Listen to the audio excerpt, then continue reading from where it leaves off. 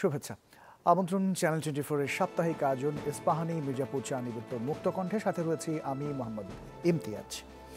Digital জগতে নানান platform তৈরি হওয়ার সাথে সাথে এইসব মাধ্যমে সুযোগ বাড়ছে সৃজনশীলতা প্রকাশের। নিজের সৃজনশীলতা তুলে ধরে নতুন প্রজন্মের কাছে অন্যতম একটি জনপ্রিয় প্ল্যাটফর্ম হলো টিকটক।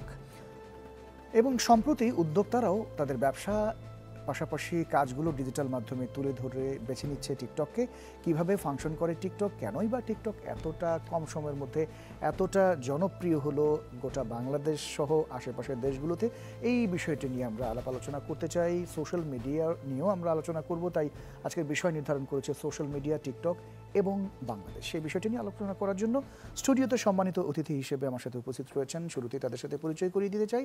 রয়েছেন ফেরদৌস মুত্তাকিন, head of public policy and government relation, south Asia TikTok.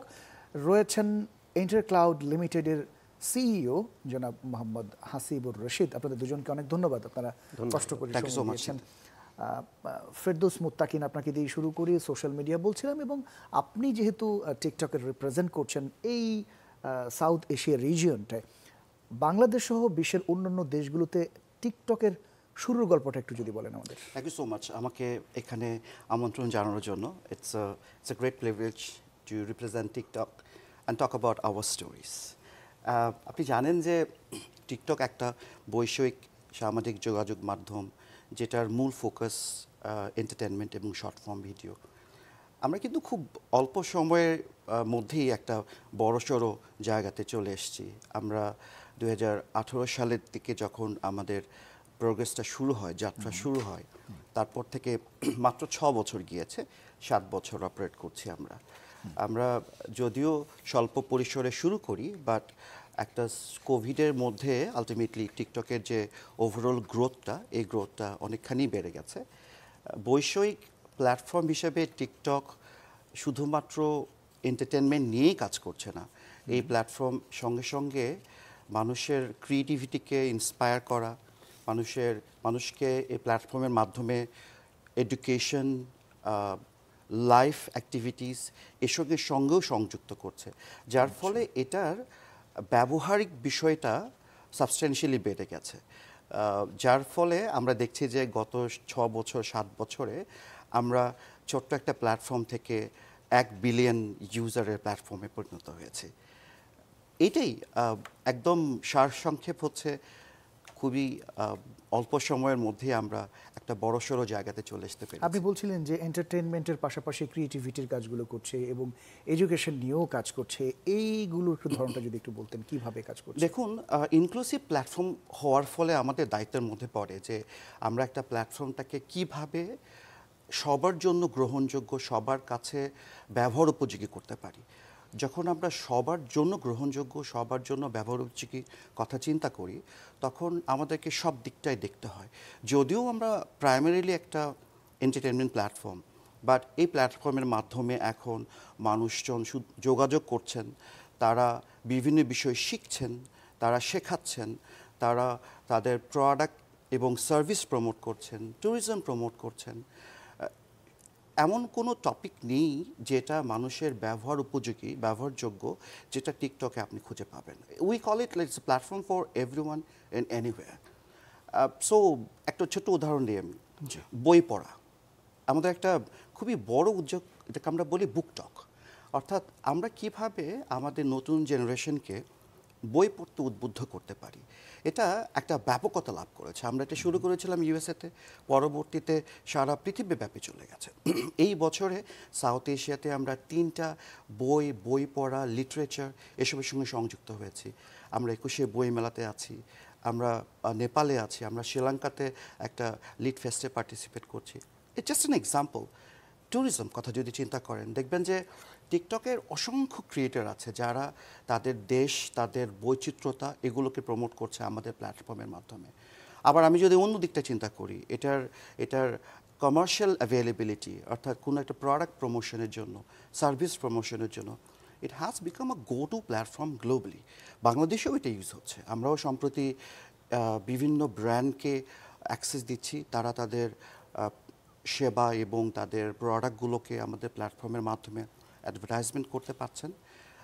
সর্বোপরি আমাদের অবজেক্টিভ হচ্ছে যে কোনো বয়সী, যে কোনো ব্যাকগ্রাউন্ডের, যে কোনো জায়গার মানুষ যেন এই প্ল্যাটফর্মকে তাদের জন্য রেলেভেন্ট জায়গাতে ব্যবহার করতে পারে।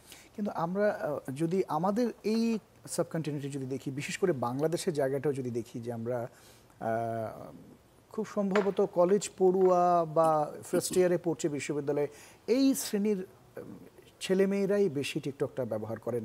অন্য অন্য সোশ্যাল মিডিয়া যদি বলি আমি, ফেসবুক, টুইটার, লিঙ্কডইন বা আদার্স যেগুলো আছে, যদিও লিঙ্কডইনের একটা আলাদা বিশেষত্ব আছে, এগুলো কিন্তু সকল শ্রেণীর মানুষজন, আমি যদি একেবারেই ছোট জায়গা থেকে বলি, একেবারে বয়স্ক, তারাও কিন্তু ফেসবুকটা ইউজ করছেন।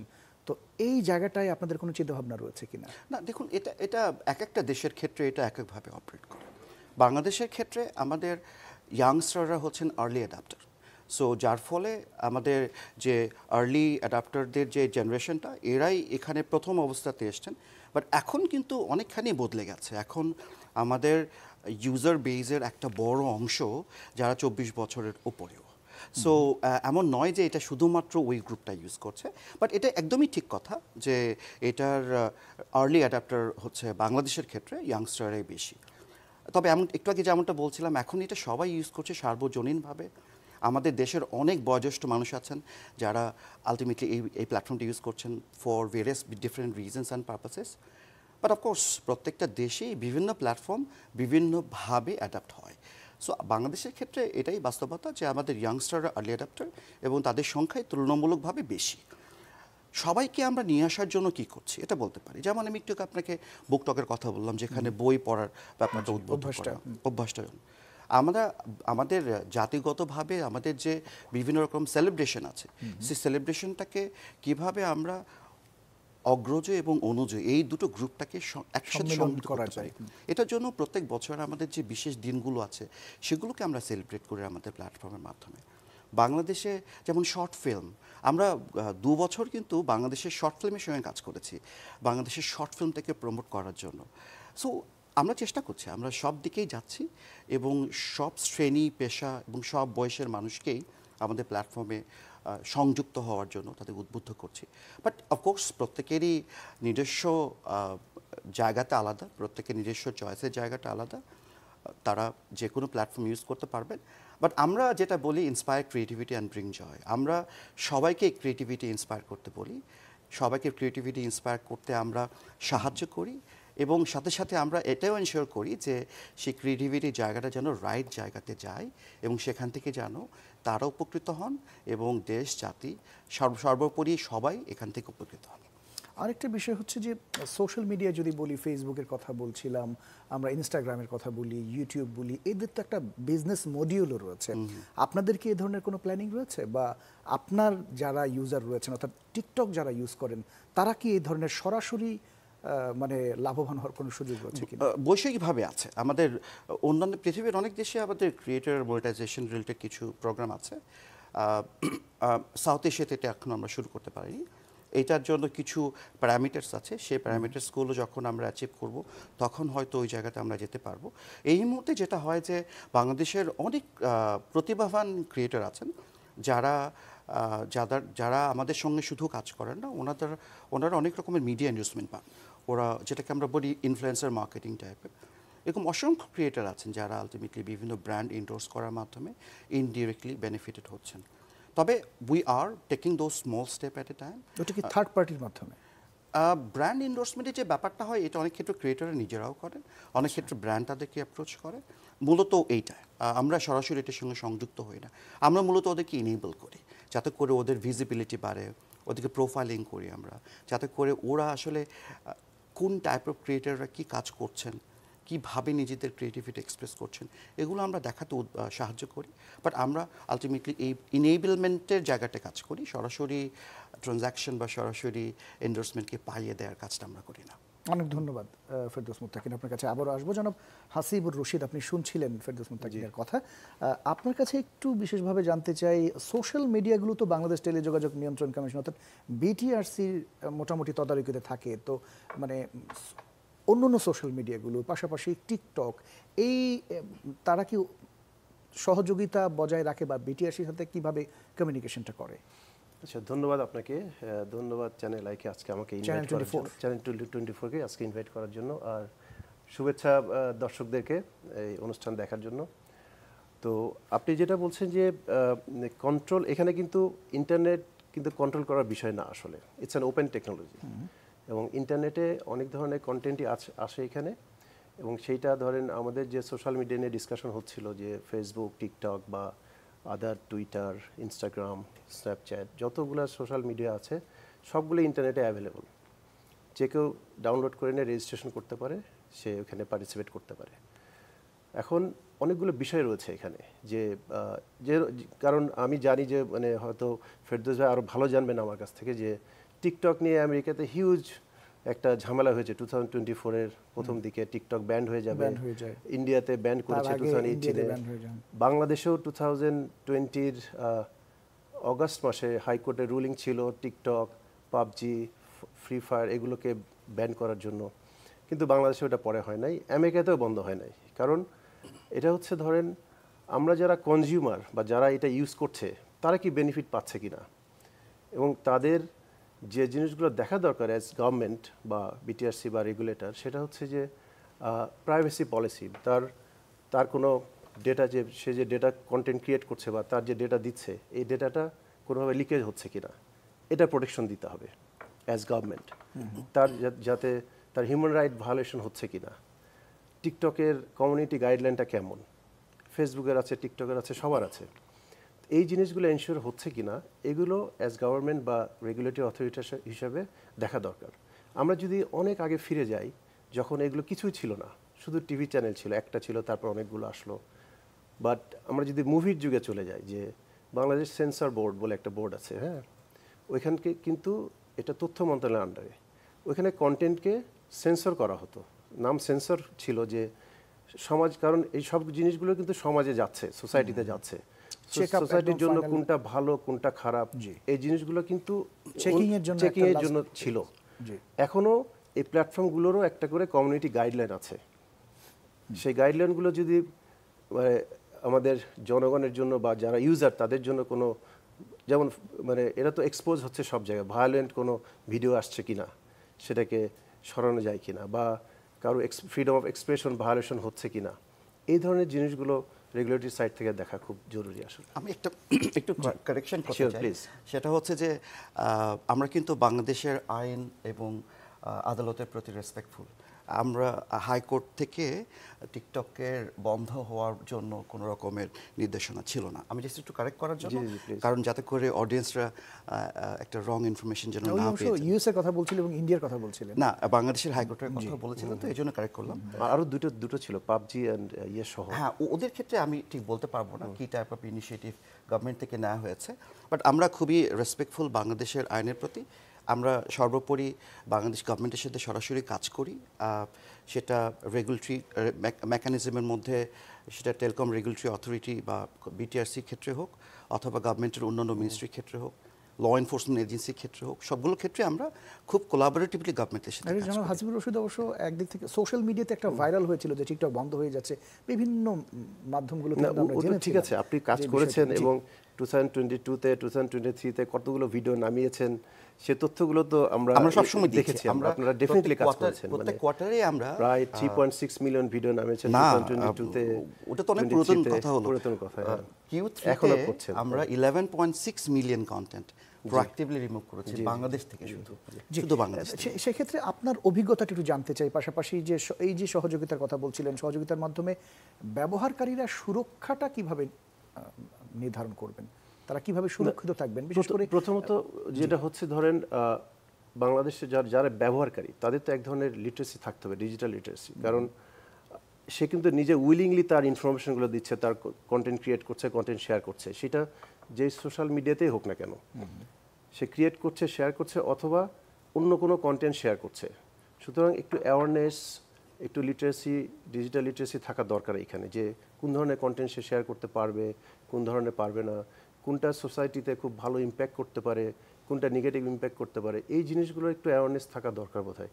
এবং এইটা আমি জানি না, মানে ধরেন গভর্নমেন্ট কোনো ইনিশিয়েটিভ হলে খুব ভালো হতো, যে অ্যাওয়ারনেস বিল্ড করার জন্য আমাদের স্পেশালি ধরেন একটু রুরাল এরিয়ার দিকে বা মার্জিনালাইজ লোকজনের জন্য এই ধরনের ইনিশিয়েটিভ খুব দরকার আসলে। আমার মনে হয় আপনি যেহেতু আছেন টিকটক থেকে এই ধরনের ইনিশিয়েটিভ নেওয়া যেতে পারে। হ্যাঁ, আমরা কিন্তু অনেক ইনিশিয়েটিভ নিয়েছি। আমি যদি একটু বলি, খুব রিসেন্টলি কিন্তু একটা হয়েছে যে আমরা বিটিআরসি এবং টিকটক সম্মিলিতভাবে একটা ডিজিটাল সেফটি সামিট করেছি এই 2 সপ্তাহ আগেই, যেখানে মাল্টি স্টেক হোল্ডার সংযুক্ত হয়েছিল। তবে একটা জিনিস আপনি খুব ভালো বলেছেন, সেটা হচ্ছে যে আমাদের শুরু করতে হবে দূর থেকে, অর্থাৎ শুধু সবকিছু ঢাকা কেন্দ্রিক করলে হবে না। এটার উদ্যোগ হিসেবে কিন্তু আমরা বাংলাদেশের 5টা ডিভিশনের 34টা ডিস্ট্রিক্টে আমরা কাজ করেছি। আমরা একটা ইউথ ভলেন্টারি নেটওয়ার্কের সঙ্গে আমরা শুরু করেছি নর্থ বেঙ্গল দিয়ে, অর্থাৎ রংপুর, তারপরে রাজশাহী, ময়মনসিংহ, সিলেট, এরকম করে 5টা ডিভিশনে 34টা ডিস্ট্রিক্টে আমরা হাজার হাজার তরুণ তরুণীকে নিয়ে আমরা ওয়ার্কশপ করেছি। ডিজিটাল সেফটি, ভাইয়া যেটা বলছিলেন, অর্থাৎ digital understanding, this is very critical. আমরা যেটাকে বলি ডিজিটাল সেফটি বা ডিজিটাল হাইজিন বা অনলাইন সেফটি, এই বিষয়গুলো খুবই ক্রিটিক্যাল। আমাদের এটা আমরা যেমন জাতিগতভাবে আমরা অনেক ইয়াং, আমাদের মেড ইন এজ অনেক কম, আবার আমাদের অনেক ক্ষেত্রেই আমাদের ডিজিটাল লিটারেসির জায়গাটা লিমিটেড। এটার ফলে অনেক রকমের নিউসেন্স কিন্তু হচ্ছে, জেনে হচ্ছে, না জেনেও হচ্ছে। যেগুলো জেনে হচ্ছে সেগুলো অপরাধ, আর যেগুলো না জেনে হচ্ছে সেগুলো অ্যাওয়ারনেস না থাকার জন্য হতে পারে। আমরা শুধু ওই 34টা ডিস্ট্রিক্টে ওই কাজগুলো করেছি তা না, গত প্রায় 8 মাসে আমরা 254টা ইউনিভার্সিটি এবং কলেজে we did this awareness campaign. কারণ হচ্ছে এরা যারা ইউনিভার্সিটি স্টুডেন্ট, ওরা তো শুধু ইউনিভার্সিটি থাকে না, ওরা একটা বড় কমিউনিটির অংশ। ওদেরকে যদি আমরা বেসিক যে টিপস অ্যান্ড ট্রিক্স বলতে পারি যে তোমরা পাসওয়ার্ড শেয়ার করো না, তোমরা তোমাদের এই বেসিক যে টিপস অ্যান্ড ট্রিক্স ডিজিটাল হাইজিনের ক্ষেত্রে এগুলোকে নিয়ে আসার যে ব্যাপারটা। তবে একটা বিষয় এটা ঠিক, আমাদেরকে খেয়াল রাখতে হবে যে আমাদের এককভাবে কোনো প্ল্যাটফর্মের পক্ষে বা কোনো এন্টিটির পক্ষে এই এত বড় কর্মযোগ্য করা সম্ভব নয়। আমাদেরকে সম্মিলিতভাবে কাজ করতে হবে। আমরা বিটিআরসিকেও রিকোয়েস্টটা করেছি, আমরা আমাদেরকে বলেছি যে আপনারা একটা উদ্যোগ নিন। আমরা যারা আছি, যারা গ্লোবাল টেক প্ল্যাটফর্ম আছি, তারা হয়তো সামনে চলে আসবো।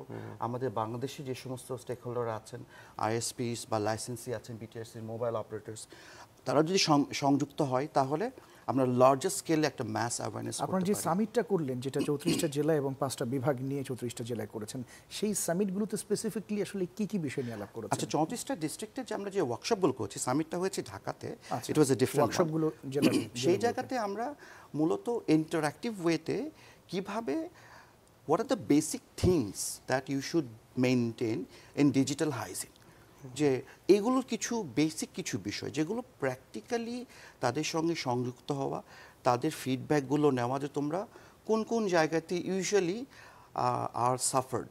লাইক অনেকের কাছে আমরা শুনেছি না যে বিকাশ নেট থেকে টাকা নিয়ে চলে গেছে, আপনার ফোন আপনার সোশ্যাল মিডিয়া অ্যাকাউন্ট হ্যাক হয়ে গেছে।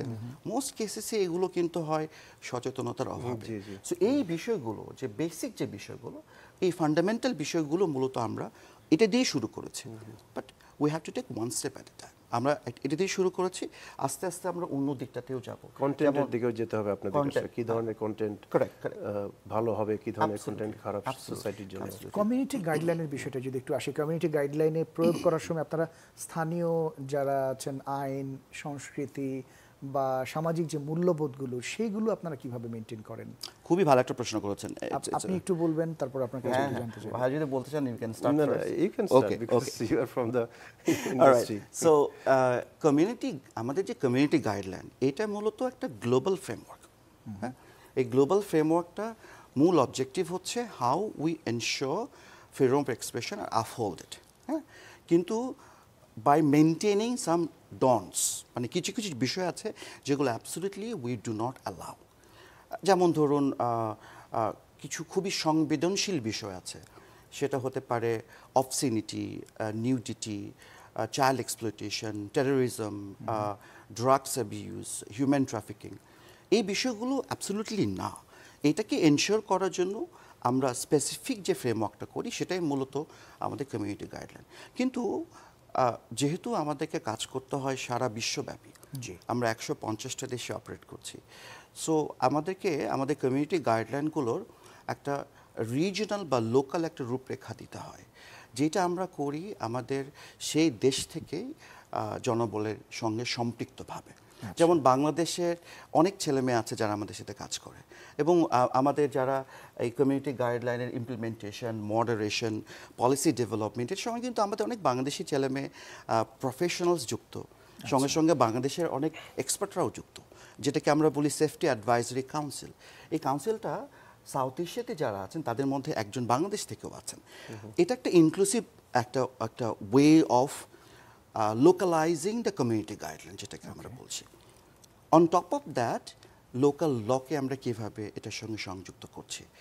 যখন লোকাল লকে আমরা সংযুক্ত করছি, যে জায়গাটাকে আমরা সবসময় প্রায়োরিটি দিয়ে থাকি, সেটা হচ্ছে freedom of expression. Local law যদি অথরিটেরিয়ান হয় বা যদি ফ্রিডম অফ এক্সপ্রেশনটাকে কার্টেল করে, আমাদের কিন্তু একটা বড়সড় ফাইটের মধ্যে দিয়ে যেতে হয়, যে how we can create a fine balance in between freedom of expression and upholding the local laws.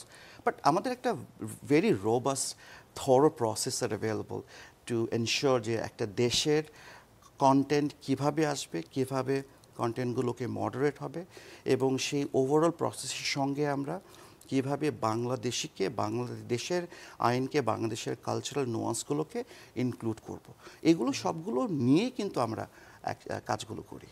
বুঝতে পারছি। আপনি কিছু যুক্ত করতে চান? আমি যুক্ত করতে চাই একটু, যে আজকে এই আলোচনাতে যদি একজন আন্ডার 30 কেউ থাকতো খুব ভালো হতো আসলে, মানে কারণ বাংলাদেশে যে ল্যান্ডস্কেপ উনি বলেছেন যে actually 18 to 24 maximum TikTok users in Bangladesh, globally, but বাংলাদেশে একটু বেশি এটা। আর আমার এজ তো অ্যাবাভ 50, তো আমি যখন টিকটক আসে তখন টিকটক ডাউনলোড করেছি, ট্রাই করেছি দেখার। আমরা তো সোশ্যাল মিডিয়া ইউজ করছি অন্যগুলো, যেমন ফেসবুক বা টুইটার, অনেক কিছু ইউজ করছি আসলে। লিঙ্কডইন আপনি বলছিলেন প্রফেশনাল নেটওয়ার্ক, এগুলো ইউজ করছি আমরা। কিন্তু ফেসবুকের সাথে যদি আমি টিকটকের একটা মানে ডিফারেন্স করি, যে কোনটা মানে কেন এটা অ্যাডাপ্ট করছে না অন্য সিনিয়র লোকজন, টিকটককে আমার মনে হয়েছে যে ওনাদের কমিউনিটি গাইডলাইন যেটাই থেকে থাকুক এখন, টিকটকের যে কন্টেন্টগুলো, এগুলো বোধহয় আরও ফিল্টারিং করার সুযোগ রয়েছে আমার যেটা মনে হয়েছে। কারণ আমি ওই টাইমে কিছু ইউজ করেছি, খুব বেশি ইউজ করা হয় না, টিকটকে ঢোকা হয় না, প্রফেশনাল কারণে অত সময় পায় না।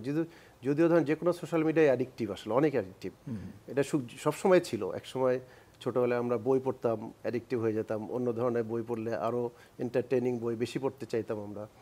তো সোশ্যাল মিডিয়া অ্যাডিকটিভ, এটা ঠিক আছে, বাট সোশ্যাল মিডিয়াকে খুব যে একদম সবাই যে খুব মানে অ্যাওয়ারনেস নিয়ে ইউজ করবে তাও না, যে যেটাতে ইন্টারেস্ট সেটাতে যাবে। তো আমার মনে হয় যে টিকটকের একটা বিষয় হচ্ছে যে মানে ফিল্টারিং বা কমিউনিটি গাইডলাইনটা লোকালাইজ, যে ধরেন আমাদের ভ্যালুজ বা সোসাইটির যে জিনিসগুলো আছে, এগুলো আরেকটু বেশি এনফোর্সমেন্ট করা দরকার বলে আমার মনে হচ্ছে আর কি। কিছু কন্টেন্ট দেখে আমার এরকম ধারণা। অনেক ধন্যবাদ। আমরা ছোট একটা বিরতি নিয়ে আসি, এরপর আপনাদের কাছে আবারও আসবো। দর্শক, ছোট একটা বিরতির সময় হলে ফিরছি একটু পর। অতিথিরা রয়েছেন, নিশ্চয়ই আপনারা সাথেই থাকবেন। বিরতির পর আরও একবার স্বাগত ইস্পাহানি মির্জাপুর চা নিবেদিত মুক্ত কণ্ঠের সাথে রয়েছে মোহাম্মদ ইমতিয়াজ। অতিথি হিসেবে রয়েছেন টিকটকের সাউথ এশিয়া রিজিয়নের head of public policy and government relations Ferdous Muttakin, রয়েছেন এন্টার ক্লাউড লিমিটেডের সিইও জনাব মোহাম্মদ হাসিবুর রশিদ। আপনাদের দুজনকে আরও একবার স্বাগত। জনাব হাসিবুর রশিদ, আমরা বিরতির মাঝখানে আমাদের সোশ্যাল মিডিয়া আমরা একটু দেখছিলাম যে আমাদের এই অনুষ্ঠানটা নিয়ে দর্শকরা কী বলছেন। একজন দর্শক একটা মন্তব্য করেছেন, আপনি বলছিলেন যে 18 থেকে 30 বছর বয়সী এই বয়সের ছেলেমেয়েরাই মূলত বাংলাদেশের প্রেক্ষাপটে টিকটকটা বেশি ব্যবহার করেন। তো একজন কমেন্ট করেছেন যে অপসংস্কৃতি বন্ধ করতে হবে, তাহলেই টিকটকের ইউজারটা হয়তো আরও বৃহৎ পরিসরে বাড়ানো সম্ভব। তার ধারণা, তার মন্তব্য আপনি কি? আচ্ছা, উনি অপসংস্কৃতি বলতে কি বুঝিয়েছেন আমি ঠিক জানি না। এর আগের বার আমি ডিসকাশনে বলছিলাম কিন্তু যে কমিউনিটি গাইডলাইন, বাংলাদেশের ভ্যালুজ, সোশ্যাল ভ্যালুজ বা এগুলো আরও ফিল্টারিং করা যায় কিনা। কারণ আমি যেহেতু বলেছি যে আমি টিকটক ইউজ অত বেশি করি না, ওখানে আসলে কী ধরনের অপসংস্কৃতি হচ্ছে আমি জানি না, আসলে স্পেসিফিক যে বলতে পারবো না হয়তো। কিন্তু যদি অপসংস্কৃতির সুযোগ থাকে, সেটা ডেফিনেটলি ফেরদৌস ভাইরা আছেন, ওনাদের কমিউনিটি গাইডলাইনে সেই জিনিসগুলো দেখবেন, এটা দেখাই উচিত। উনি বলেছেন যে ওনারা করছেন এবং বাংলাদেশি লোকজন ইনভলভ আছে ওখানে, তারা এই জিনিসগুলো টেক কেয়ার করছেন, সুতরাং অবশ্যই এটা করতে হবে। আর জুলাই আগস্টের কথা যদি আমরা বলি, জুলাই আগস্টের যে আন্দোলন, সেই আন্দোলনের পরিপ্রেক্ষিতে আজকে নতুন একটি ছাত্রদের, তরুণ ছাত্রদের একটি সংগঠন, নতুন একটি রাজনৈতিক দল প্রতিষ্ঠা হলো, সেই সময় তো সোশ্যাল মিডিয়ার কিন্তু বড় ধরনের একটা ভূমিকা আমরা খেয়াল করেছি, বিশেষ করে ফেসবুকের কথা বলতেই হয়। এই বিষয়ে যদি আপনার কোনো মন্তব্য থাকে। শুরুতে আমি কিন্তু বলেছি যে freedom of expression, human rights, এই পয়েন্টগুলো আমি বলেছি শুরুতে, যে এই কারণেই যে internet is such an open technology, open একটা প্ল্যাটফর্ম। সেখানে কিন্তু ধরেন যদি কোনো অথরিটারিয়ান গভর্নমেন্ট যদি চায়, তাকে এগুলো বন্ধ করতে হয়, তাকে এই কন্টেন্টগুলোর ডিলিট করতে হয়, তাকে ইন্টারনেট শুদ্ধ বন্ধ করতে হয় অ্যাট ওয়ান পয়েন্ট। জি, কারণ এই প্ল্যাটফর্মগুলো গ্লোবালি সবাই দেখতে পারে, শুধু বাংলাদেশ না, শুধু বাংলাদেশে এটা ইম্প্যাক্ট নাই, গ্লোবালি এই জিনিসগুলো দেখা যায়। এবং জুলাই আগস্টের আন্দোলনের সময় আমরা যদি ভালো করে দেখে থাকি যে আমাদের এনআরবিস যারা বিদেশ থেকেও এই আন্দোলনে পার্টিসিপেট করেছেন, তারাও কিন্তু এই ইউটিউব চ্যানেল ইউজ করেছেন, তারা ফেসবুক ইউজ করেছেন, তারা দেশের বাইরে বসেও কিন্তু তারা এই আন্দোলনটাকে সক্রিয় করার চেষ্টা করেছেন। সুতরাং এই প্ল্যাটফর্মের পাওয়ার অনেক অনেক বেশি। কেউ চাইলেও ধরেন সেই অথরিটারিয়ান সিচুয়েশনটা তৈরি করতে পারবে না যদি এটাকে কন্ট্রোল করা না হয়। এই জন্যই আজকে বাংলাদেশে ইন্টারনেটকে মৌলিক অধিকারের একটা আন্দোলন শুরু হয়েছে, যে ইন্টারনেট মৌলিক অধিকার, কখনো ইন্টারনেট বন্ধ করা যাবে না, ইন্টারনেট শাটডাউন করা যাবে না, কোনো গিভেন পয়েন্টে ইন্টারনেট বন্ধ করা যাবে না। ওই টাইমটাতে কিন্তু শুধু সোশ্যাল মিডিয়ায় না, আমাদের বিজনেসে অনেক হ্যাম্পার হয়েছে ইন্টারনেট বন্ধের কারণে। কিন্তু আমরা তো রাজনৈতিক প্রেক্ষাপটে কখনো কখনো দেখেছি যে ইন্টারনেট বন্ধ রাখা হয়েছে, কখনো কখনো বিভিন্নভাবে ইন্টারনেটকে ব্যবহারও করা হয়েছে, শুধুমাত্র রাজনৈতিক প্রেক্ষাপটে। সেই বিষয়টিতে কি বলবেন? আমি বোধহয় ফেরদৌস ভাইকে বলছিলাম যে টিকটক থেকে অনেক কন্টেন্ট নামানো হয়েছে, সিমিলারলি হয়তো ইউটিউব থেকেও হয়েছে। কারণ ওনাদেরকে কিন্তু বাংলাদেশ রেগুলেটর বা এনটিএমসি বা যেসব প্রতিষ্ঠান আছে তাদের সঙ্গে কাজ করতে হয়েছে। সেটা ইউটিউব, গুগল, মানে ইউটিউব যেহেতু গুগলের, ফেসবুক বা টিকটক কাজ করতে হয় আসলে। তো সেই জন্য বলছিলাম যে এই পলিসিগুলো এমন হওয়া উচিত যাতে ফ্রিডম অফ এক্সপ্রেশনকে ব্যাহত না করে, ডেমোক্রেসিকে ব্যাহত না করে। সেই জিনিসগুলো অবশ্যই ওনাদের প্ল্যাটফর্মগুলোর কমিউনিটি গাইডলাইনও সিমিলারভাবে থাকে। অনেক কন্টেন্টই দেখা গেছে হয়তো বাংলাদেশ কোনো অথরিটি বলেছে ফেসবুককে যে এটা নামাতে হবে, কিন্তু ফেসবুক কিন্তু তার কমিউনিটি গাইডলাইন যেহেতু ভায়োলেট করে নাই, সে কিন্তু ওই কন্টেন্ট নামায় নাই ফেসবুক থেকে। এরকম সিচুয়েশনও হয়েছে অনেক ক্ষেত্রে। ওকে, অনেক ধন্যবাদ আপনাকে জনাব ফেরদৌস মুত্তাকিন। আপনার কাছে একটু জানতে চাই, বাংলাদেশের বিশেষ করে ক্ষুদ্র এবং মাঝারি ব্যবসার জায়গাগুলোতে এই টিকটকে কিভাবে ব্যবহার করা যেতে পারে? খুবই ভালো একটা প্রশ্ন করেছেন। শুধুমাত্র এন্টারটেনমেন্ট দিয়েই আলটিমেটলি একটা প্ল্যাটফর্ম বেঁচে থাকতে পারে না। আমরা ইকোনমিক অপরচুনিটি ক্রিয়েট করার কথা বলি। এই ইকোনমিক অপরচুনিটির একটা বড় অংশটা কিন্তু আমাদের এই এসএমই সেগমেন্ট, ক্ষুদ্র মধ্যম পর্যায়ের সেগমেন্টটা। আমরা গত বছরই এই 2-3 মাস আগেই আমরা প্রায় 200টা এসএমইকে নিয়ে উই ডিড আ ইভেন্ট, যে জায়গাতে আমরা ওদেরকে দেখিয়েছি যে তোমরা কিভাবে এসএমই উদ্যোক্তারা আপনারা কিভাবে এই প্ল্যাটফর্মটাকে ইউজ করতে পারবেন আপনাদের প্রোডাক্ট এবং সার্ভিস প্রমোট করার জন্য। এটার একটা বড়সড় ইউজেস কিন্তু আমরা লক্ষ্য করেছি গত 2-3 বছরে বাংলাদেশে। আমরা মনে করি যে আমাদের প্ল্যাটফর্মটা যে অপরচুনিটি ক্রিয়েট করে to reach to your desired audience, এটা যেন প্রপারলি ইউজ হয় ইকোনমিক অপরচুনিটি ক্রিয়েট করার জন্য। Thousands of SMEs are currently working and using our platform on daily basis. আমি বলবো thousands না, millions of them are using this platform. So এটা সামনের দিকে আরও বড় আকারে হবে। এখন হয়তো পরিসরটা ছোট, এটা আরও বড় আকারে হবে যখন আমরা অন্যান্য বিভিন্ন রকমের প্রোডাক্ট নিয়ে আসবো এটার সঙ্গে সংযুক্ত করে, যেটা পৃথিবীর অনেক দেশে আছে। আপনি জানেন যে টিকটক শপ বা টিকটক কমার্স পৃথিবীর অনেক দেশে আছে, যেটা আমাদের দেশে এখনও আসেনি, আসবে, আস্তে আস্তে আসবে। But we have started that, এবং আমরা এটার একটা বড়সড় ইমপ্লিকেশন, পজিটিভ ইম্প্যাক্ট ইকোনমিতে আমরা দেখতে পাচ্ছি। বাট আমাদেরকে আরও করতে হবে। আপনি তো বলছিলেন যে গোটা বিশ্বব্যাপী 150টা কান্ট্রিতে টিকটক কাজ করছে। মার্কেট শেয়ারটা কত বড় আপনাদের এখন? আমি শুধু এটাই বলি যে আমাদের এখন প্রায় 1 বিলিয়ন ডেইলি অ্যাক্টিভ ইউজার। আমরা 1 বিলিয়ন মানুষ, 100 কোটি মানুষেরও ওপরে মানুষ আমাদের প্ল্যাটফর্ম ইউজ করে প্রত্যেক দিন। শুধু এটাই আমি বলতে পারি। সো ঠিক মার্কেট শেয়ারের ওই হিসাবটাতে আমি যেতে চাচ্ছি না।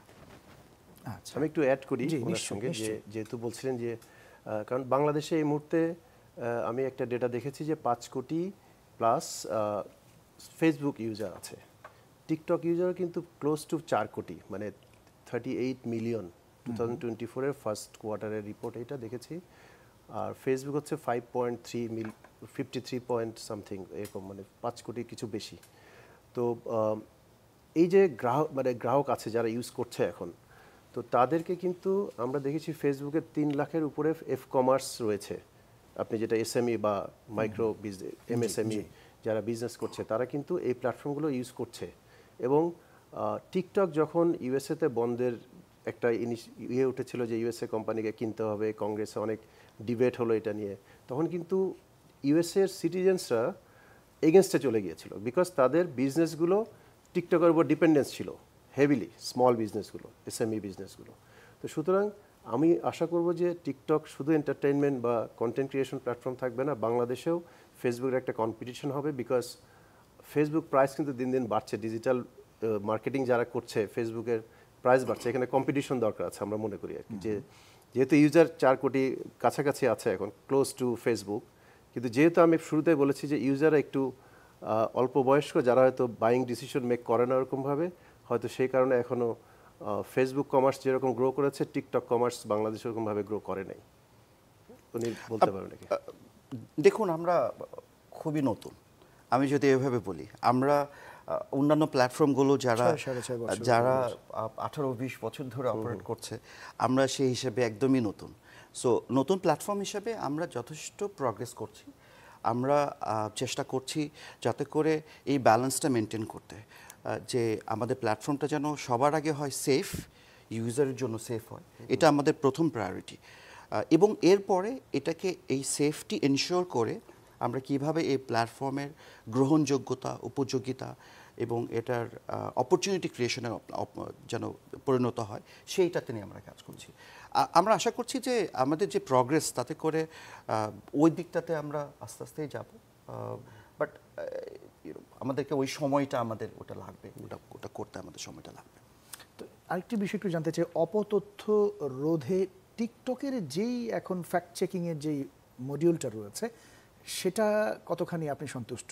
বিশেষ করে যদি ফেসবুকের কথা বলি, ফেসবুকেরও কিন্তু বেশ ভালোই ফ্যাক্ট চেকিংয়ের কিছু পদ্ধতি রয়েছে, অন্য অন্য সোশ্যাল মিডিয়াগুলোর রয়েছে, টিকটকের জায়গাটা আপনি যদি একটু বলেন। ধন্যবাদ। দেখুন, কমিউনিটি গাইডলাইন যেটা আমরা বলছি, গ্লোবাল যেটা আমরা ফলো করছি, ইউজারের সেফটি এনশিওর করা আমাদের এবং প্ল্যাটফর্মের সেফটি এনশিওর করা, এটা হচ্ছে আমাদের সবচেয়ে বেশি টপমোস্ট প্রায়োরিটি। মিস ইনফরমেশন এইটা কিন্তু একটা গ্লোবাল ফেনোমেনা। এখন এমন হয়ে গেছে যে মিস ইনফরমেশনের স্প্রেড প্রতিটা মুহূর্তে আমরা দেখতে পাচ্ছি। আমরা we are extremely committed two এই বিষয়টাতে কাজ করা। আমাদের নিজস্ব যে ট্রাস্ট অ্যান্ড সেফটি টিম আছে, তাদের মধ্যে ফ্যাক্ট চেকিং এবং মিস ইনফরমেশন কন্ট্রোল করার এক্সপার্টস আছে। সাথে সাথে আমরা গ্লোবালি 19টা ইন্টারন্যাশনাল IFCN লিস্টেড ফ্যাক্ট চেকারের সাথে কাজ করি। বাংলাদেশ তথা সাউথ এশিয়াতেও আমাদের IFCN লিস্টেড ফ্যাক্ট চেকার কাজ করে, শুধুমাত্র স্পেসিফিকলি বাংলাদেশ থেকে যে কন্টেন্টগুলো আসে, সেই কন্টেন্টে যদি কোনো মিস ইনফরমেশন থাকে সেটাকে রোধ করার জন্য। আমরা এটার সঙ্গে সঙ্গে আমরা মিডিয়ার সাথে কাজ করি, মাল্টি স্টেক হোল্ডারের সঙ্গে কাজ করি। ইউজারের অপশন আছে, ইউজার যদি কোনো কন্টেন্ট দেখেন যে এটা potential misinformation, user can report that content and it goes to our internal teams যারা আলটিমেটলি এই কন্টেন্টটাকে রিভ্যালিডেট করে। So it's a ongoing battle and ongoing process. But এটাকে সবসময় মাথায় রাখতে হবে যে there is no end line. User safety, platform safety, controlling misinformation, এটার কোনো এন্ড লাইন নেই। এবং সো এটা নিয়ে সন্তুষ্ট হওয়ার কোনো জায়গাও নেই আমাদের। আমরা প্রতি মুহূর্তে কাজ করছি। পৃথিবীতে 40,000 মেম্বার কাজ করে আমাদের টিমে, যারা ট্রাস্ট অ্যান্ড সেফটির জন্য কাজ করে শুধুমাত্র। সো তার মানে সেখান থেকে আপনি বুঝতে পারছেন যে আমরা এই পার্টিকুলার বিষয়টাতে কতখানি সিরিয়াস। অ্যান্ড আমরা প্রতিনিয়তই কাজ করছি। আমরা লাস্ট 2 সপ্তাহ আগে যে আমাদের ডিজিটাল সেফটি সামিট হলো, সেই জায়গাতেও মিস ইনফরমেশন বাংলাদেশে আমরা কিভাবে কন্ট্রোল করি সেটার উপর একটা ডিটেল সেশন ছিল, যেখানে আমাদের যে মিস ইনফরমেশন বা ফ্যাক্ট চেকিং এক্সটার্নাল পার্টনার ছিলেন, তারাও প্রেজেন্ট করেছেন। So we are we are doing the best we can, এবং আমরা কন্টিনিউ করব কাজটা করার জন্য। অনেক ধন্যবাদ জনাব হাসিবুর রশিদ। আপনার কাছে একটু এই মুহূর্তে আসি। বাংলাদেশের তরুণ তরুণী যারা রয়েছেন তাদের তো আসলে ডিজিটাল নিরাপত্তার ক্ষেত্রে নানা ধরনের চ্যালেঞ্জ রয়েছে, তো এই চ্যালেঞ্জের জায়গাটায় যদি আপনি একটু কথা বলেন। তরুণ তরুণীদের চ্যালেঞ্জ বলতে আমি বুঝি নাই, কারণ হচ্ছে যে তরুণ তরুণীরা তো ধরেন আমাদের বাংলাদেশে এখন এই মুহূর্তে টোটাল প্রায় 18 কোটি মোবাইল ফোন বলি আমরা, তার মধ্যে 50% হচ্ছে যে স্মার্টফোন বলি, 45 to 50% স্মার্টফোন বলি। তার মধ্যে যদি আমরা দেখি যে ফেসবুক ইউজার 5 কোটি, তারপরে টিকটক ইউজার 4 কোটি, অলমোস্ট 58% বা এদিকে 50%-এর মতো হয় আর কি টিকটক ইউজার। তো এদের মধ্যে যদি মানে ইয়াং এজ ছেলেপেলে, ইয়াং জেনারেশনে এরা বলছে, তাই তো চ্যালেঞ্জ বলতে কি যে ধরেন ওরা তো এগুলো ইউজ করছে এখন কে কিভাবে কোনটাকে ইউজ করছে, যে সে কি শুধু কন্টেন্ট ক্রিয়েট করে ছাড়ছে নাকি সেখান থেকে এডুকেশনও নিতে পারে। কারণ টিকটকের উনি বলছিলেন যে এডুকেশনাল কিছু আছে, স্টেম একটা জিনিস আছে, যে science technology engineering mathematics related কিছু কন্টেন্ট আছে ওখানে। কেউ যদি চায় টিকটক নিয়ে সে ওইটাই দেখবে সারাদিন, তার জন্য কিন্তু ইটস ভেরি হেল্পফুল, সে যদি স্টেমের প্রতি মানে আগ্রহী থাকে সে। কিন্তু সে যদি শুধু কন্টেন্ট বানায় শুধু ছাড়তে চায় শুধু তার নিজের ইয়ের জন্য, সেটা কিন্তু তাকে হেল্প করবে না কোনোভাবেই। কারণ এটা থেকে কত ভালো জিনিস নেওয়া যেতে পারে সেটাই নেওয়া উচিত আসলে তার জন্য। বা উনি যেটা বলছিলেন যে রিডিং হ্যাবিটের জন্য একটা কিছু আছে ওনাদের, তো সেই জিনিসগুলোকে অ্যাট্রাক্ট করার জন্য ডেফিনেটলি আপনাদেরও আমার ধারণা ফেরদৌস ভাইদের ইনিশিয়েটিভ থাকবে, এবং বাংলাদেশ গভর্নমেন্টেরও এখন কিছু ইনিশিয়েটিভ নেওয়া উচিত। কারণ এগুলো তো ধরেন এই ধরনের সোশ্যাল মিডিয়া প্ল্যাটফর্ম তো গভর্নমেন্ট না চাইলেও তো সবাই এগুলো ইউজ করছে। সুতরাং আমাদের আইসিটি মিনিস্ট্রি বা টেলিকম মিনিস্ট্রি বা ইনফরমেশন মিনিস্ট্রি, কারণ আমাদের দেশে একটা প্রবলেম কি জানেন, যে তথ্য মন্ত্রণালয় কন্টেন্ট কন্ট্রোল করে, আবার আইসিটি আর টেলিকম আবার টেলিকম কন্ট্রোল করছে। তো এই আইটেমগুলো যেহেতু ওটিটি একটু টেলিকম দিকে চলে গেছে, এটা আবার আমাদের টেলিকম মিনিস্ট্রি আন্ডারে বিটিআরসি মনিটর করছে এগুলো, বা গাইডলাইনগুলো দিচ্ছে ওনারা। তো সুতরাং এখানে কন্টেন্ট, কে কী কন্টেন্ট করছে, কেন করছে, এটাকে পজিটিভ ইউজ কী আছে, এই জিনিসগুলো অ্যাওয়ারনেসগুলো খুবই দরকার। আমি শুরুতে বলেছি, এখনও বলবো, যে তাহলে তাদের কোনো চ্যালেঞ্জ থাকবে না আসলে। আচ্ছা, আরেকটা বিষয় হচ্ছে বাইডেন প্রশাসনের নিষেধাজ্ঞার কথা আপনি বলছিলেন, যদিও ফেরদৌস মুত্তাকিন বলছিলেন যে না, এই বিষয়টি আসলে তথ্যটি সঠিক নয়। তো সেই সময়কার যারা সমালোচক ছিলেন তারা বলছিলেন যে এটি বাক স্বাধীনতা রুদ্ধ করার মতো একটা কাজ হবে। এটা নিয়ে আপনার কোনো মন্তব্য রয়েছে কিনা? ঠিক বুঝি না, বাক স্বাধীনতা যদি বন্ধ করে দেয়া হয় ইউএসএতে, যে ইউএস এর কথা বলছি, ডেফিনেটলি মানে এটা ধরেন টিকটক তো is like another social platform, right? তো ইউএসএতে ইটস এ গ্লোবাল পলিটিক্স একটা ব্যাপার আছে এগুলো, যেসব অ্যাপের ক্ষেত্রে। কারণ ওইটা ইস্যু ছিল, ন্যাশনাল সিকিউরিটি ইস্যু ছিল। ওনারা এটা রেজ করেছেন যে টিকটক দিয়ে Chinese government American personal data নিয়ে যাচ্ছে, এই ধরনের কিছু ইস্যু ছিল। তখন তারা একটা বিল আনার চেষ্টা করেছে, যে আইদার 2020-তে তো ট্রাম্প বোধহয় একটা এক্সিকিউটিভ অর্ডারই দিয়েছিল যে টিকটক ব্যান করতে হবে, ওর টিকটককে আমেরিকান কোনো কোম্পানি কিনে নিতে হবে, এই ধরনের একটা ডিসকাশন সেই টাইমের কথা, আমি ডিটেল বলতে পারবো না অত। তো তখন যেটা হয়েছিল যে তখন কিন্তু এটা সুপ্রিম কোর্টে যেয়ে কিন্তু এটা বন্ধ হয় নাই, কারণ টিকটককে প্রুভ করতে হয়েছে যে টিকটকের ডেটা আমেরিকাতেই থাকে, টিকটকের ডেটা প্রোটেকশন কীভাবে হয় সেটাও ট্রান্সপারেন্সি তাদেরকে দেখাতে হয়েছে, কোর্টে প্রুভ করতে হয়েছে, দেন কিন্তু এটা বন্ধ হয় নাই কখনো। সুতরাং ওইটাই বলছিলাম যে ন্যাশনাল সিকিউরিটি ইস্যুতে যদি কোনো সরকার মনে করে যে তাকে তার ডেটা লোকালাইজ করতে হবে বা এই ধরনের পলিসিগুলো ফলো করছে কিনা একটা কোম্পানি, সেইটা কিন্তু আজকে বাংলাদেশ সরকারও যদি ডেটা লোকালাইজেশন পলিসি নেয় যে টিকটককে বাংলাদেশি ইউজারের ডেটা বাংলাদেশে রাখতে হবে, তারা কিন্তু টিকটককে রাখতে হবে। এই ধরনের লগুলো যখন আসবে বাংলাদেশে, আমাদেরও তো এখন ধরেন পার্সোনাল ডেটা প্রোটেকশন অ্যাক্ট 2023 এখনও একটা ড্রাফট পর্যায়ে রয়েছে, বা ডেটা লোকালাইজেশন পলিসিগুলো ড্রাফট পর্যায়ে রয়েছে। এগুলো যখন হয়ে যাবে, যেমন আমাদের বাংলাদেশ ব্যাংকের একটা রেগুলেশন আছে যে ফিনান্সিয়াল ডেটা কখনোই বাংলাদেশের জিওগ্রাফির বাইরে যেতে পারবে না। তো ওই ধরনের ল যখন হবে, বা ইউএসএতে এই ল অলরেডি এক্সিস্ট করে, সুতরাং তারা ওই কারণে এগুলো এনেছিল। পরে প্রুফ করতে পেরেছে টিকটক যে TikTok is a global app, এটা চায়নাতে নাই, এটা চায়নাতে ওদের বাইটড্যান্সের অন্য একটা অ্যাপ চলতো বোধ হয় না সেই সময়, বাইটড্যান্সের অ্যানাদার অ্যাপ আছে বোধ হয়, যেটা কখনোই চায়নাতে অপারেট করে নাই কখনোই। হ্যাঁ, ওদের অন্য কোনো অ্যাপ আছে বোধ হয় ওইখানে। বাট এটা ইউএসএতে সেই সময় কিন্তু বন্ধ কখনোই করে নাই, বাট কিছু কিছু স্টেট বোধহয় কিছু রেগুলেশন আছে, বা অস্ট্রেলিয়ার কিছু গভর্নমেন্ট এমপ্লয়িরা টিকটক ইউজ করতে পারবে না, এই ধরনের পার্শিয়াল ব্যান আছে কিছু কিছু জায়গাতে, বাট ওভারঅল সব মানে ওরকমভাবে ইউএসএতে ব্যান নাই। দেখুন, আমাদের অবজেক্টিভ খুব সিম্পল। আমাদের অবজেক্টিভ হচ্ছে যে আমরা এনশিওর করতে চাই যে আমাদের platform is safe for the user. Social impact একটু বলেন। সোশ্যাল ইম্প্যাক্টের জায়গাটাকে আমি ভাগ করতে চাই কয়েকটা ভাগে। এবং যদি আরেকটু অ্যাড করেন যে অন্য সোশ্যাল মিডিয়া থেকে কোন কোন জায়গাগুলোতে আসলে টিকটকটা একেবারে আলাদা? টিকটকের শুরুটাই আলাদা থেকে আপনি যদি খেয়াল করেন, আমরা যে শর্ট ফর্ম ভিডিও নিয়ে এসেছি, এটার পরে কিন্তু অনেক প্ল্যাটফর্ম শর্ট ফর্ম ভিডিও নিয়ে এসেছে, অনেকেই বিভিন্ন নামে বিভিন্ন প্ল্যাটফর্ম নিয়ে এসছেন।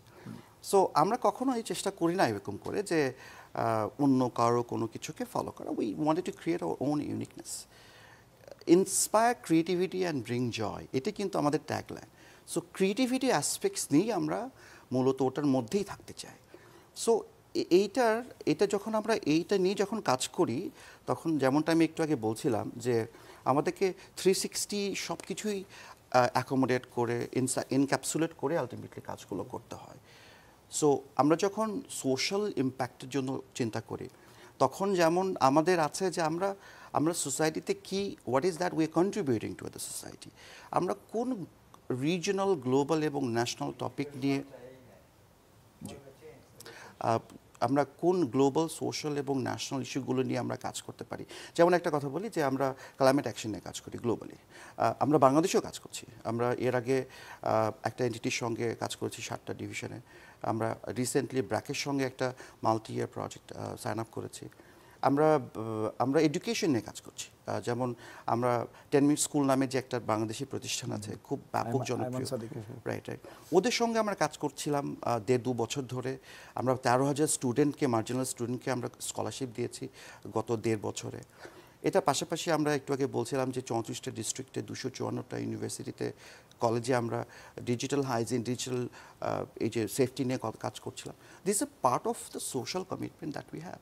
এটার পাশাপাশি ইকোনমিক অপরচুনিটি ক্রিয়েট করা, বাংলাদেশের যে কোর যে ভ্যালু, সেটাকে আমরা কিভাবে গ্লোবালি আমরা রিপ্রেজেন্ট করব, আমাদের কালচার, আমাদের হিস্ট্রি, আমাদের হেরিটেজ, আমাদের ট্যুরিজম, এই বিষয়টাও কিন্তু আমরা কাজ করি আমাদের ক্রিয়েটরদেরকে সঙ্গে নিয়ে। ওদেরকে প্রতিনিয়তই বিভিন্ন রকমের ফিডব্যাক দেওয়া, তাদেরকে সংযুক্ত করা এবং তাদেরকে এই ভালো কাজগুলোতে ইন্সপায়ার করা। যেমন রিসেন্টলি আমরা স্টেম ফিড চালু করেছি।